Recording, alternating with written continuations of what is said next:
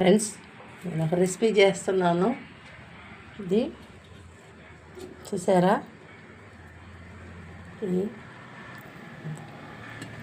ఇది సొబ్బి నేను 1 గంట సేపు నానబెట్టా. చూడు, మెత్తగా 1 గంట నానబెట్టాను. బాగుంటుంది పాయసం, అందువల్ల బాగా నానబెట్టుకోవాలి. ఇది అప్పుడు పాయసం తినేదానికి మృదువుగా బాగుంటుంది. ఇది బీప్ పిండితో చేశాను. నేను ఇడియాపం వేసాను కదా, ఇడియాపం లాగానే ఇది వేస్తాను. ఇది వేసుకుంటారు. మనం సేమే వేస్తాం పాయసానికి.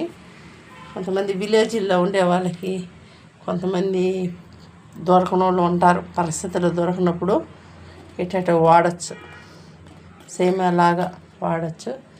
ఇది ఒక వెరైటీ, బాగుంటుంది. నేను నెయ్యి వేసి చేసుకున్నాను. రేటుకి నెయ్యి రాసేసి వేసాను. చూడండి, పాయసానికి ఎసురు, సొబ్బియ్యం ఉడకాలి కదా, ఎసురు సరే. అలాగే నెయ్యి మనకు జీడిపప్పు వేయించుకునేదానికి నెయ్యిలో వేస్తే టేస్ట్గా ఉంటుంది పాయసం.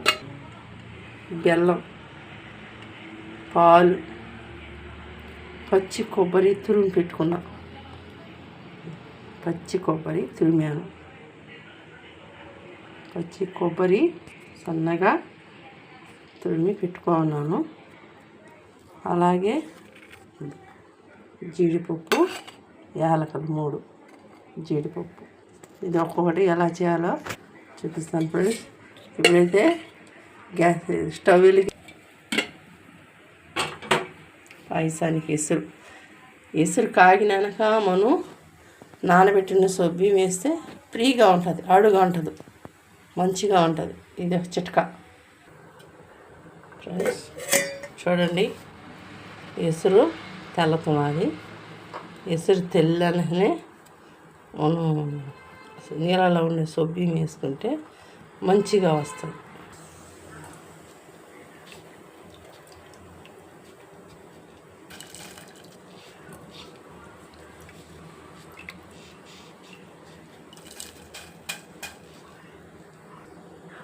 చూడండి,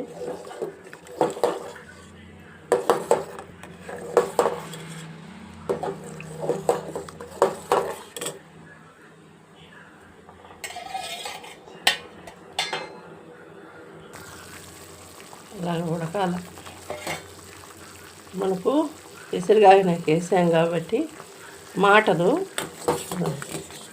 ఎలాగ ఉడికాయి, మంచిగా ఉడికాయి. ఇలాగ ఉడికితే పాయసం బాగుంటుంది.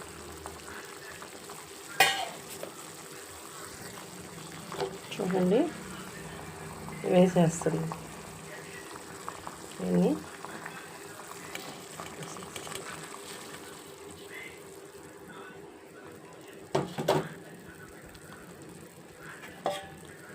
పోసి కలబెట్టాలి.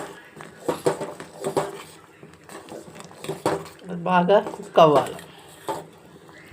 చూడండి ఎలా కుక్ అవుతుంది.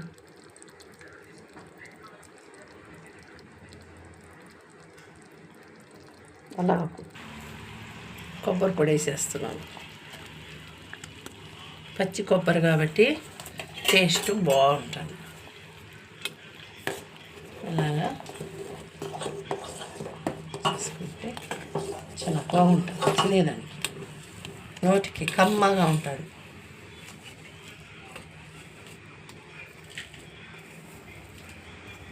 కప్పు బెల్లం, మనం తీపు తక్కువగా తింటాం కాబట్టి నేను కప్పు వేసాను. కొంచెం ఎక్స్ట్రాగా వేస్తున్నాను, కప్పు మీద దాచి వేస్తాను. నాకు మంచిగా కుక్ అయిపోయింది. నేను అక్కడ చిక్కటి పాలు, మంచిగా చిక్కంగా కాల్చుకున్నాను. పాలు వేసేస్తాను.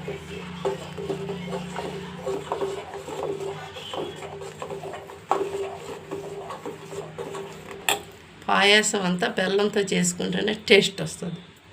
జీడిపప్పు వేయించుకుంటాను. నెయ్యి వేసాను 1 టీ స్పూను.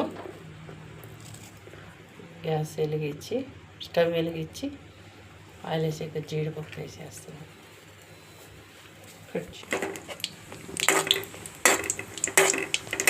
జీడిపప్పు వేస్తాను. ఉప్పు అంతా నెయ్యిలో వేసి పాయసం వేస్తే టేస్ట్ ఉంటుంది. కిస్మిస్